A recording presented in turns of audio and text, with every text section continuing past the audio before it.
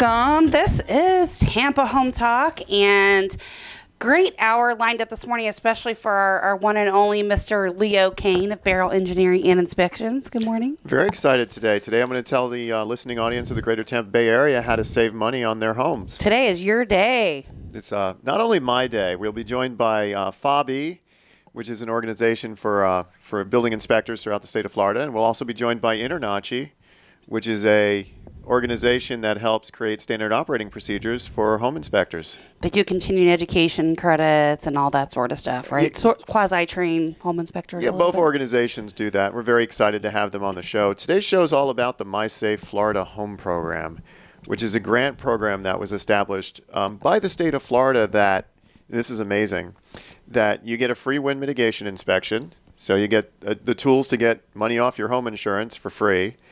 And then pending the results of that, you could qualify for a grant, which is a matching grant, 2-to-1, where for if you spend $5,000, the state will give you $10,000 towards hardening your home against hurricanes. Yeah, which is pretty awesome. They're calling that the Mitigation Grant Project. We're going to talk about that more in depth. That's kind of like the short and skinny of it. And all inspectors are not qualified, right? It's only a handful of you guys. Well, they're qualified to do the wind mid, is that right? The way that it works is the state of Florida. You know what? Hold on. Before you answer that, let's jump into our numbers. Yeah, let's do that. And then our guest, it'll tie right in. Yes, let's do that. Jean Ann Baker, which is the president of FOBI. Yeah. She is. It's the Florida Association of Building Inspectors. They will be on around 9:15. And all right, so let's look at these numbers, these 7-day trends, and then you can geek out for the rest of the hour on the mitigation. I'm excited. Anyway, I can.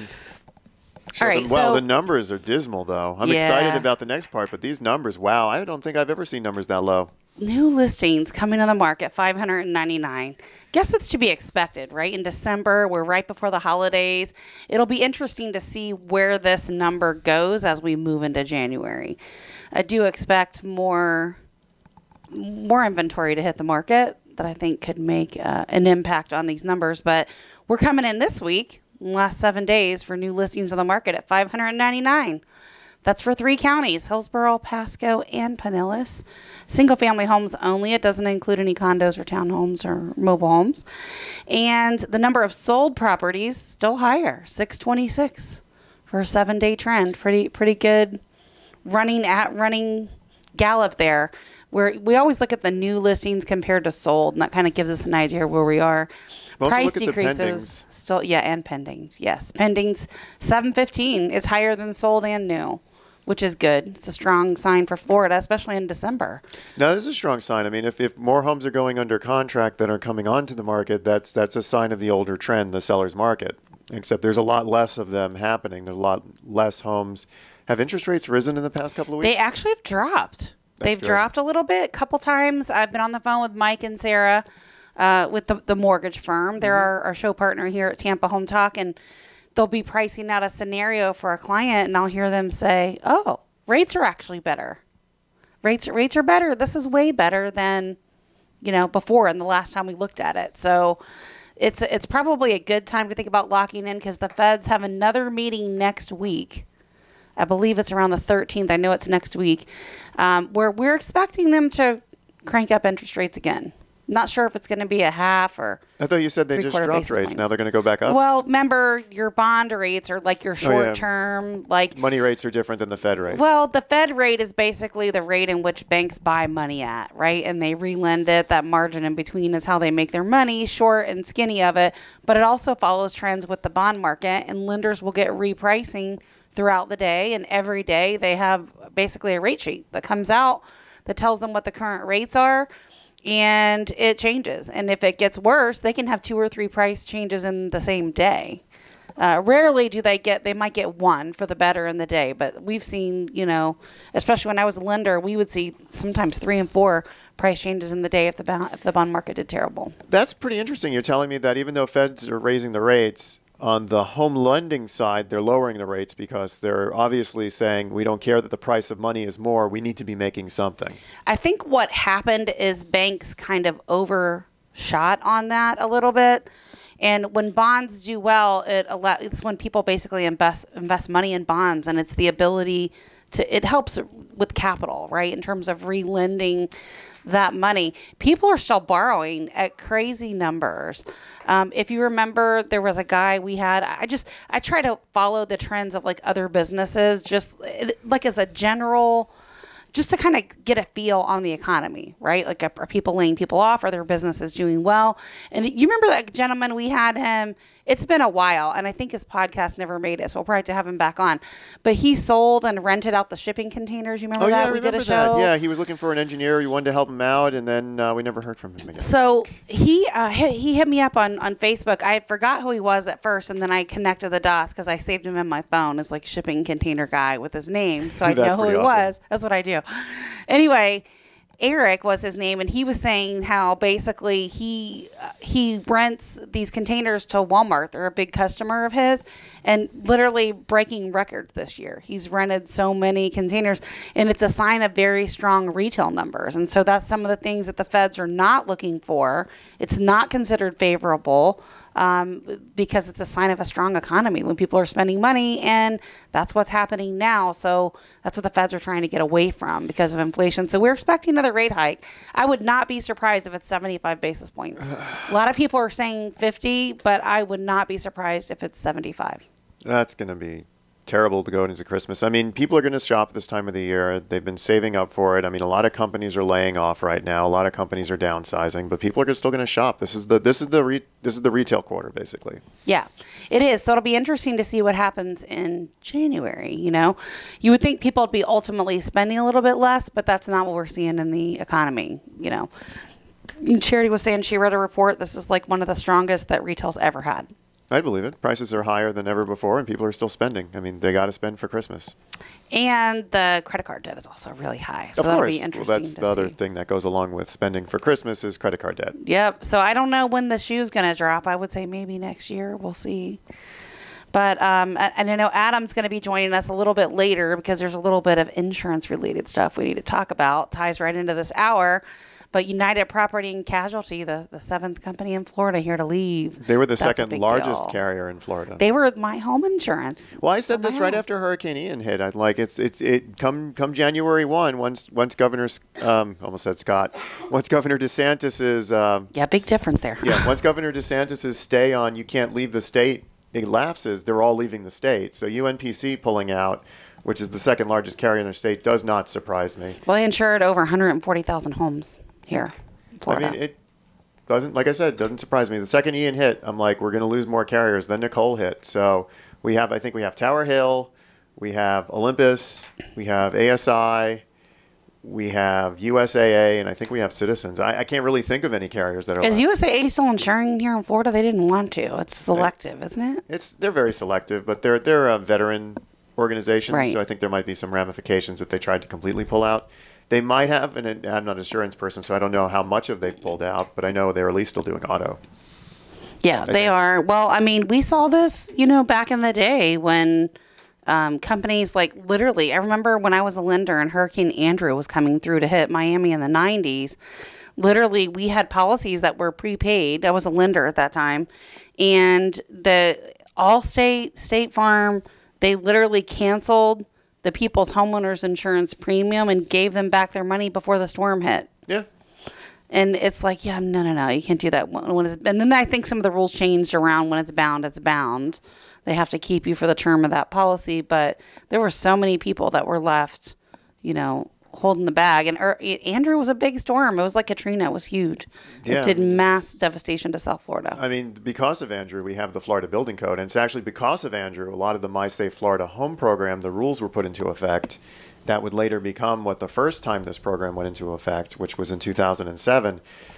It stemmed from Hurricane Andrew, and then it stemmed from that batch of Wilma, Jean, Francis, Ivan, that Charlie. Well, in 04, Charlie, we had a whole bunch of those back-to-back storms. Yeah. We were on national news, because we had so many back-to-back storms. I remember we were national news a couple of months ago. Yeah. We're back. I mean, Ian and Nicole back-to-back. I mean, Ian formed Nicole, and then Nicole hit the rest of the state. Yeah, that was interesting. I don't think anybody expected that to be so big. But this is Tampa Home Talk. Our off-air number is 813-377-2775. You can call or text that number, 813-377-2775. When we come back, more from Leo as well as our guest for the mitigation grant project, which tells you how to make your home better as it relates to hurricanes and all these lovely carriers leaving the state. Be interesting to see what happens. There was a special session Monday, so there's more to come on this topic. Stick around. We will be back.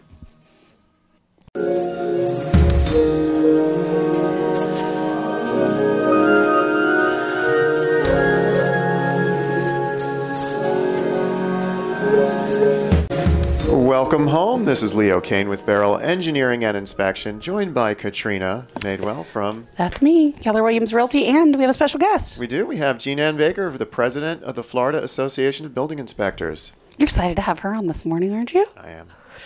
So talk about what is the Florida Association of Building Inspectors so we can give her a proper introduction because she's the president. Yes. So what is that? Excellent. My name again is Jean Ann Baker, and Florida Association of Building Inspectors is the state organization for Florida licensed home inspectors.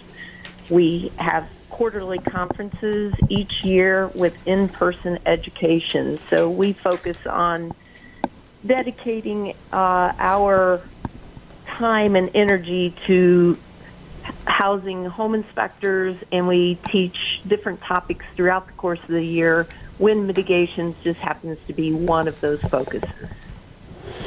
Now, with the name of your trade organization, Florida Association for Building Inspectors, do you educate builders at all, or is it just home inspectors?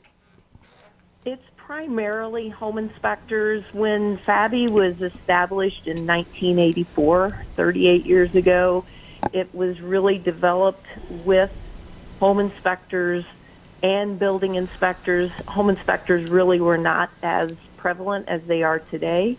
So it really started with building inspectors, and as it's morphed throughout the last 38 years, we've focused primarily on home inspections and home inspectors since licensing became about in 2010. So the municipalities, for example, would send some of their building inspectors through your training, is that right?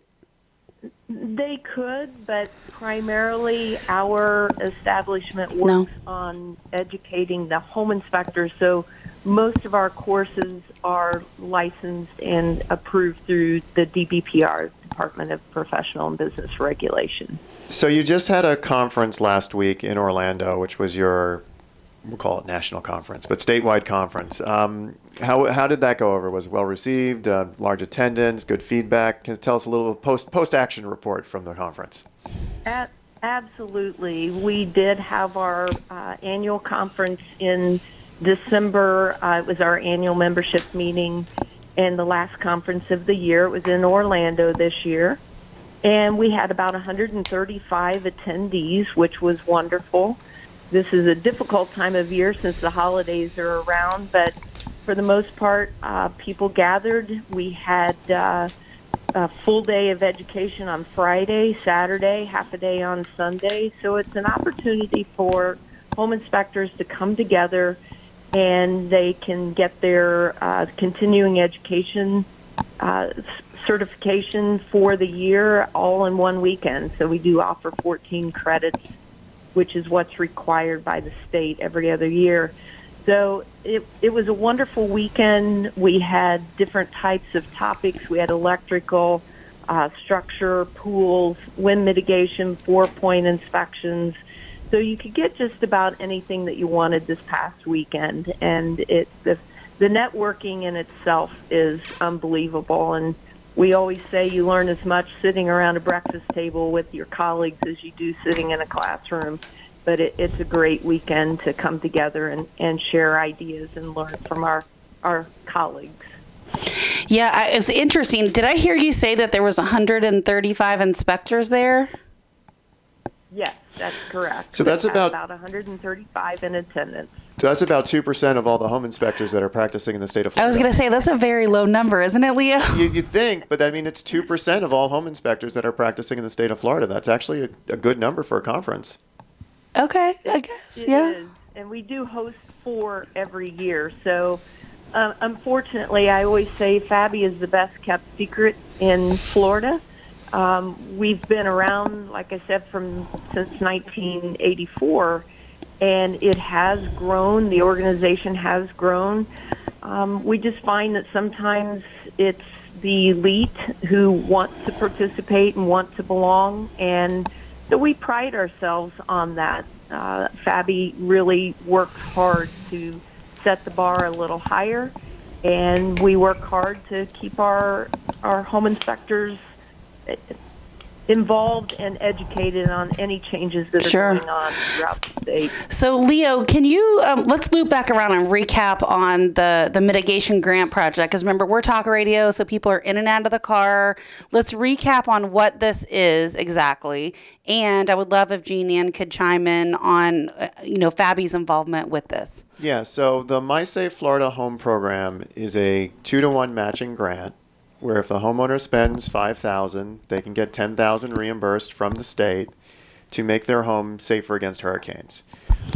Now, what type of things are on that list? So I know you said 4-point related items. Let's break that down. It's wind mitigation related items. Or wind mitigation, so, okay. I mean, the inspectors are going to be looking at any one of 7 criteria of the home. We're going to be looking at the age of the home, what type of roof covering it has, how that roof covering is attached, how the trusses are attached to the side walls, what kind of underlayment's there, and then what kind of doors and windows you have.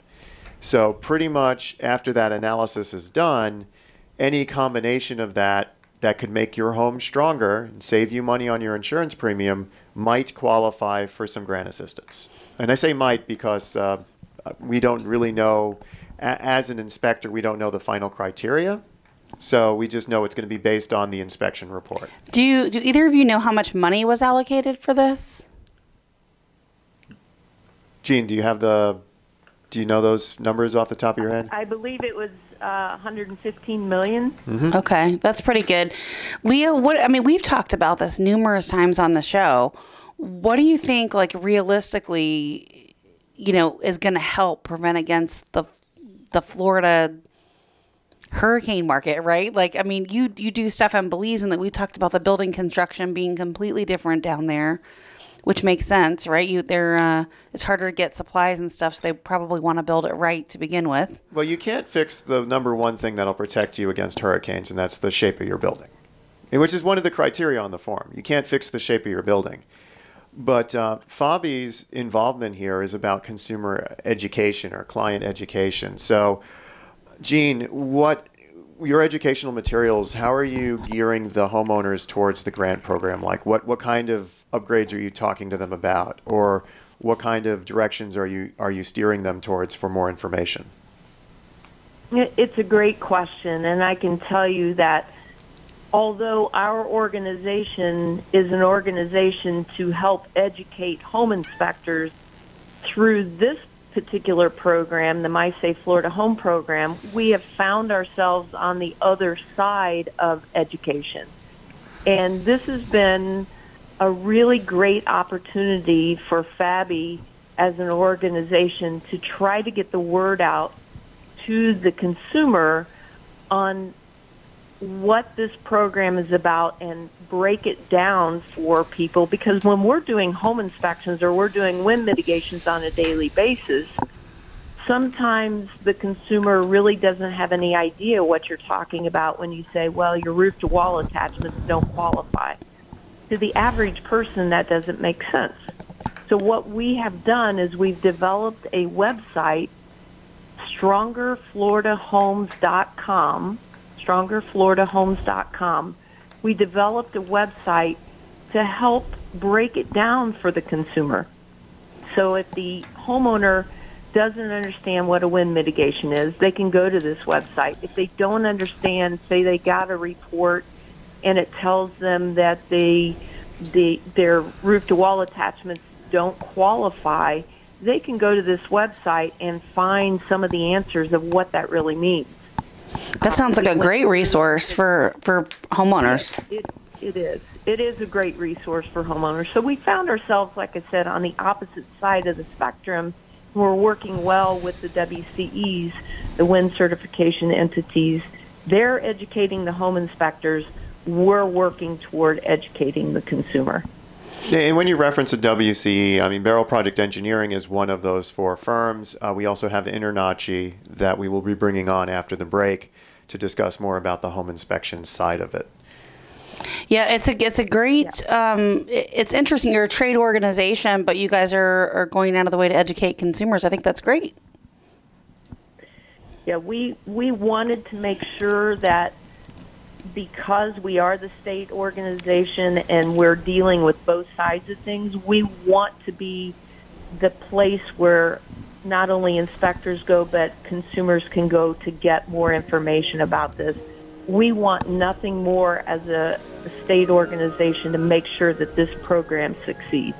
And let's face it, Leo, I mean, the stuff that you guys are explaining to the consumer, your time is limited, and you're not going to be able to explain how to build a house or how stuff attaches. We don't explain any of that. We just do the inspection, then we have to steer them with the report towards and we'll talk about that more when we come back from the break. Yeah. But yeah, the inspector's role is to inspect. And if you want, but people always ask questions, right? And so I'm sure you're trying to point them in the right direction. So this may be a good resource for them. If you'd like to get more information or you'd like this website, just call or text us on our regular off-air number, which is 813-377-2775, 813-377-2775. Jean Ann Baker, the president of FABI, thank you so much for joining us on this segment. We will be back with Michelle with InterNACHI right after the break. Stick around.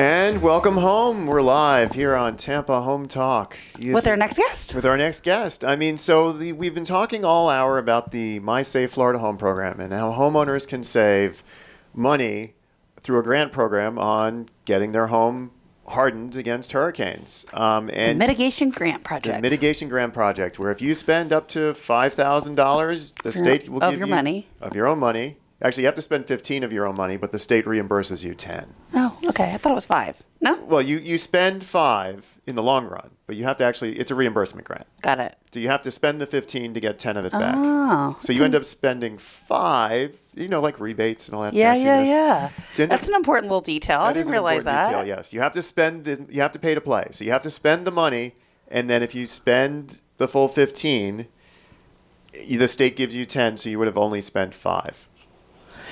Well, so now that I've confused the entire listening audience. The total is you're going to infuse $15,000 into your home, and the state will give you back 10 if you qualify. If you qualify. Right, how do you make sure you qualify before you spend There's the a money? website when you are applying for the grant. You can walk through the qualifications. There's a lot. Your home has to be of a certain age. Your roof covering has to be of a certain age. You have to be a single-family home. You have to have it homesteaded. Yeah, I saw that on your little list. I was looking at it. Yeah, there's a whole list of criteria on the state's website on what you need to qualify. Homestead exemption, your insured value have to be lower than $500,000, and the construction permit of the home prior to January 1, 2008. So it has to be built on that time or before. Site-built, single-family home. And why does it say location, location, location? Because to get the free wind mitt, you could be anywhere in the state of Florida. Okay. To get a grant, you have to be in a wind-borne debris region. Okay. Which is what I talk about a lot, Florida Building Code Chapter 3, Table 2. And allow for multiple inspections. What does that mean? So that's a great lead-in there are 4 firms that are called wind certification entities. And your inspection has to come through one of those 4. And you're actually assigned by the state. There's Beryl Project Engineering. There's InterNACHI. There's Don Myler Inspections and My Safe Home Inspection. Those are the 4 firms that are kind of corralling all the individual home inspections throughout the state of Florida. With that being said, we have InterNACHI on the phone. We have Michelle Shishilla.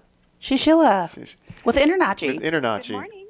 So tell us a little bit about InterNACHI, and then we'll talk about how InterNACHI and Beryl assign inspectors for the program. Sure. So InterNACHI is the world's largest organization for professional home inspectors. The main focus of InterNACHI is supporting and educating home inspectors throughout the world. So it's a tremendous organization, lots of resources to provide the best education for home inspectors. I have a question on that, Michelle. Being that you guys are, like you say, worldwide, right? Meaning you train inspectors all over the world is sort of what I'm hearing. How does that relate in the education that you pass on that might be imperative for different regions like Florida? Right. So one of the tremendous things about InterNACHI is they have individualized education for each state. And they've also been around for such a long time. They have connections in every state to home inspectors who are the leaders in their industry in that state. And they try to align themselves with those leaders. So when it comes to opportunities like this, they can work together with their local contacts to make sure that they're providing the best support they possibly can. Awesome. So what's your role in this whole mitigation grant project? Tell us how InterNACHI has an involvement with this.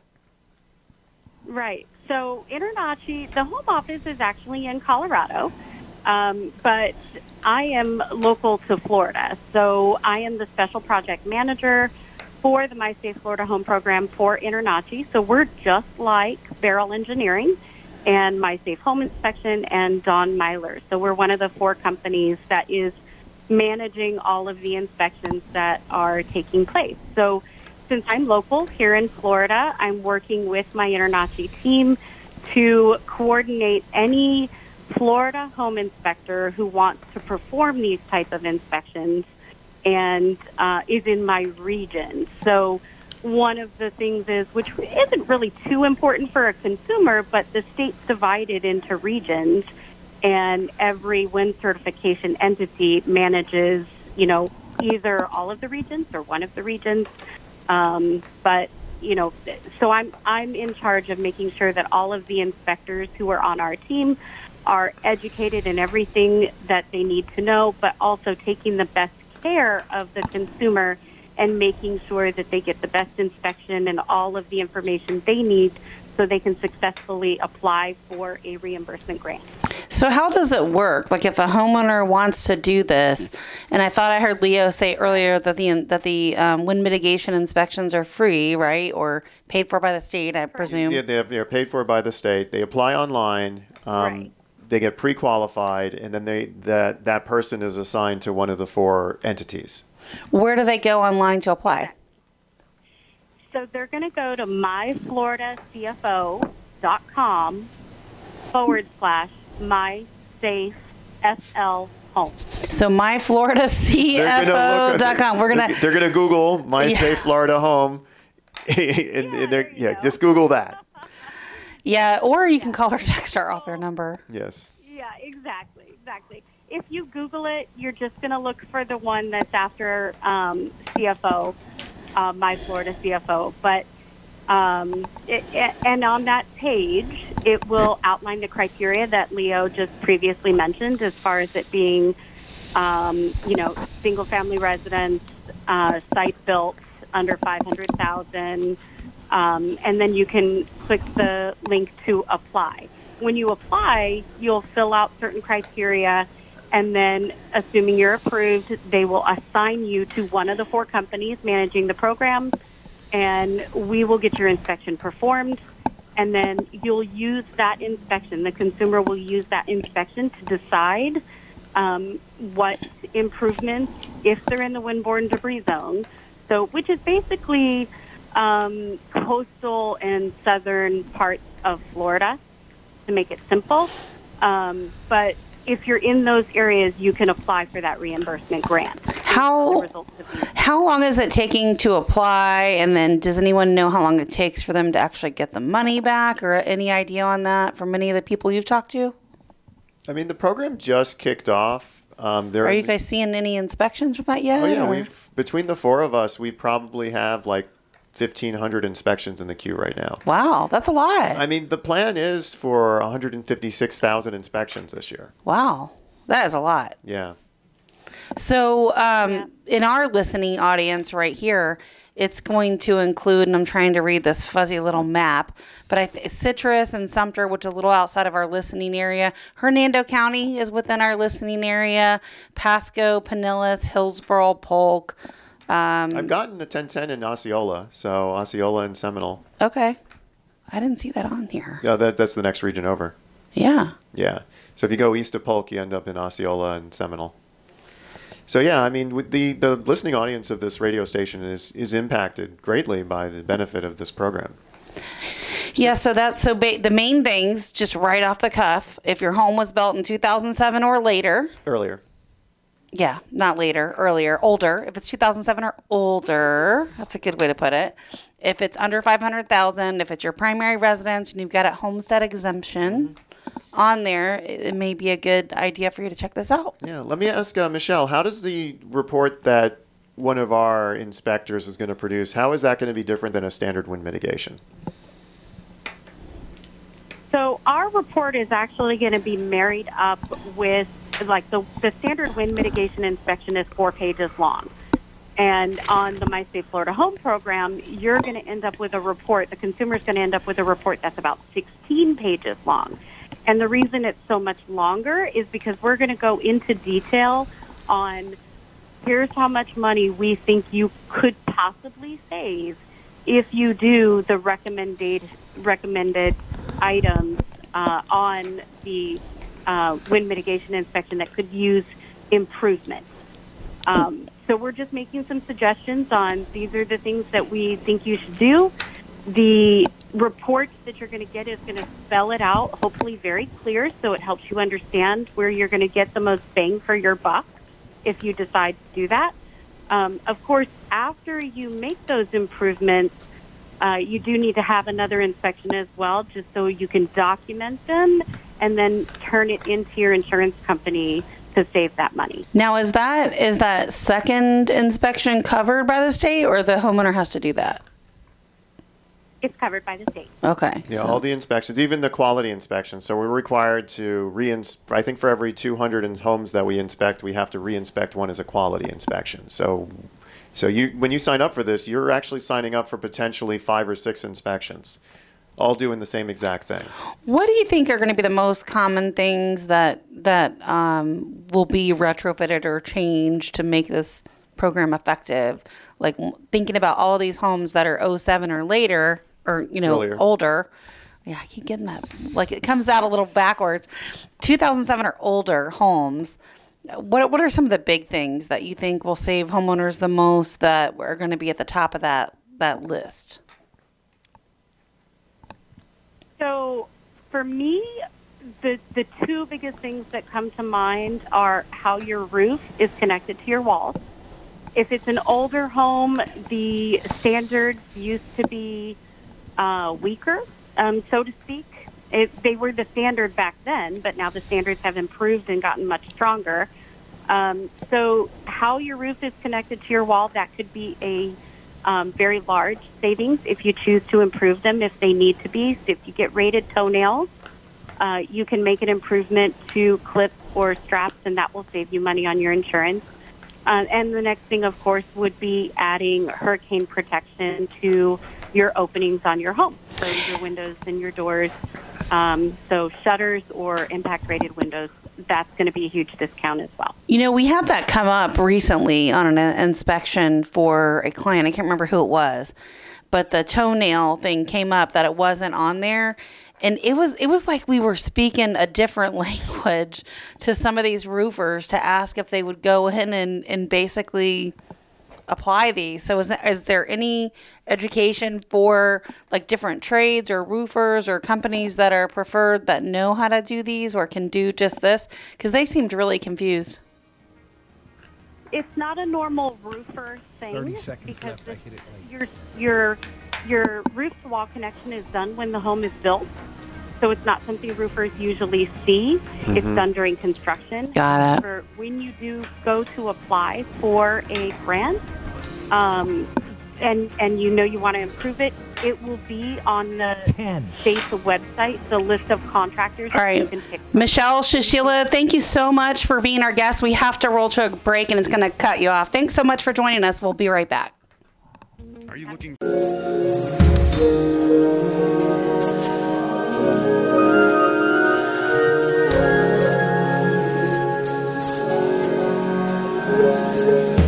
All right, welcome home. This is Tampa Home Talk. This is Tampa Home Talk. We had some good guests, Leo. Thanks for your introduction to them. No, it's been exciting. We were selected for this program about 2 months ago, and it's been an exciting ride. And it went live literally less than a week and a half ago. I love it. Very exciting. How long do you think it'll be before they run out of money? Well, the joy of the climate right now with the state and all of these hurricanes that just came through, we're hoping that the money will be re-upped. I mean, there's $156 million out there right now for this program. Mm-hmm. That could get 11,000 homes. If each home applies for the full grant, that could get 11,000 homes readied for the storm, hardened against the storm. And we're hoping that last time they did this program, it ended up being 456,000 homes were inspected. So that was in 2007. So we'd like to see if that was 3 times larger than it currently is. We'd like to see that this time around. And I mean, there's a lot of people pushing for this program. Now, Leo, didn't you say that we're expecting additional building code changes like next year or the year after? Didn't you say that at one point? Well, in 2023, they will be updating the Florida Building Code. Do you know what changes are coming? I do not. Okay. And unfortunately, I don't think that the ramifications of Ian and Nicole, I don't think they're going to be able to update the building code fast enough. Right. You got to be in draft by February. You've got to be approved by June. It goes live in December. Mm-hmm. This is personal feeling, but I just don't feel like we're going to see the impacts of Hurricane Ian and Nicole in the 2023 Florida Building Code. So you think it'd be 24 or 25? It will be the 2026. Oh, wow. We will. What I do plan to see in the 2023 Building Code, though, is ramifications from the Surfside condominium tower collapse. Yeah, we haven't talked about that in a minute. Yeah, Senate Bill 4D, which has special session coming in February for them to, because that bill went into effect last year. It went into effect in June of this year, but it was written all of 2021 into 2022. So, have you guys inspected a lot of those condos that have kind of hit that list? Is there a list of the ones that... There is. Oof. We were doing a lot of inspections, and then once people found out there's going to be the special session in February, they stopped requesting them. They think, in their mind, they think that the requirement's going to go away, so they're not going to do it. But in reality, they're just going to define a couple of tweaks, and then there's going to be more associations. Like there's 300,000 condominium and homeowner associations that need to have this done by December of next year. So them all waiting till see what happens in February is a bad move. Is there a list of the ones that haven't had it done, or? So from what we understand, it's called the authority having jurisdiction, the building departments. Okay. The building departments are setting up ways to keep track of it. And then they're going to be creating, I think, like City of Tampa is creating permits for each complex that's required to have this. And then they're just issuing the permit and tracking it that way. So to close out that permit, you need to have your report uploaded. Which makes sense. It's an easy way. It's where they do stuff already. Mm-hmm. Yeah. Versus trying to create another system. That's weird. Yeah. I mean, it was kind of like the state said, all of you will do X, and we're not going to... Municipalities figure it out. Municipalities figure out how you keep track of it. So City of Tampa was one of the first cities to figure out a system on how to do it and how to keep track of it. And we've seen other municipalities follow suit. Yeah, I hate to say this, but our insurance market is a little bit of a mess right now between the Surfside building collapse and the additional storms. Like it's a mess. Yeah, but it just keeps getting worse. Like when United Property and Casualty announced that they're leaving in May, it's a big deal. I mean, I'm surprised we have Adam as active in the show as we do, because every time a carrier leaves the state, more work for him. He has to do a bunch, and it's not more paying work, it's rework. He has to take all of his clients that are on Universal and rehome them. And it would be nice if he can just say, okay, all of you are immediately going to Citizens. But no, he price shops and he does the right thing and he looks out for his clients. So in that way, every time a carrier leaves the state, he has to do a bunch of free rework towards the best interest of his clients. And there are other insurance agents out there that every time a carrier leaves the state, they just dump everyone right on Citizens. But he's actually doing the work. He's doing the proper work. Yeah. You might end up on Citizens, but that's because he's run that analysis and realized that's where you belong. Yeah. Well, what I saw is Citizens is at least 30% less than the other carriers in the state right now, and with the massive rising cost of insurance, I think a lot of people are just going to end up there. I don't know why they don't have a portion of the taxes, especially with the transfer stamps and everything. They should allocate a portion of that for this, right? For basically additional funding for citizens so that we can keep that home cost affordable. Essentially, this could wipe out the middle class, right? Because if the insurance cost gets so expensive, I mean, imagine that. And we saw that like back in the day when the flood was the thing. If you remember, it's been several years ago now, but I remember there was people that we got estimates for flood insurance and it was literally higher than their mortgage payment. Yeah, no, it's just the insurance premiums are going up, and it's not going to get better. And there's certain restrictions that lapse in January.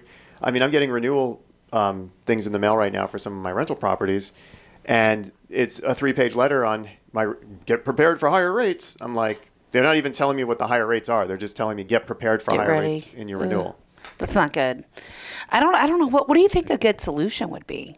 Like, I know they're special session right now in Tallahassee trying to figure it out this week. But what do you think the answer is to this? I mean, the answer is more programs like the MySafe Florida Home, where you have your existing houses and the state is helping subsidize, just like everyone jumped on solar and the state subsidized solar panels through like PACE. And I know PACE gets a lot of bad rap. And it's gone now. They pretty much, PACE gets a lot of bad rap. However, PACE had good intentions. PACE was like, we provide solar panels to help lower your energy costs, to help the environment. And it was a very good option for some people that couldn't afford to put on a new roof. We saw that a lot. As long as the contractor didn't rip them off, it was a good way to, average that cost out over time. Yes. And with MySafe Florida Home, we have a way where you can get a new roof covering. We can get roof-to-wall connections. You can get window protection, door protection. I love all those features. I mean, where you see the largest decreases in your insurance is going to be from those roof-to-wall connections and your opening protection. Where most people are going to want to use this money is for roof covering.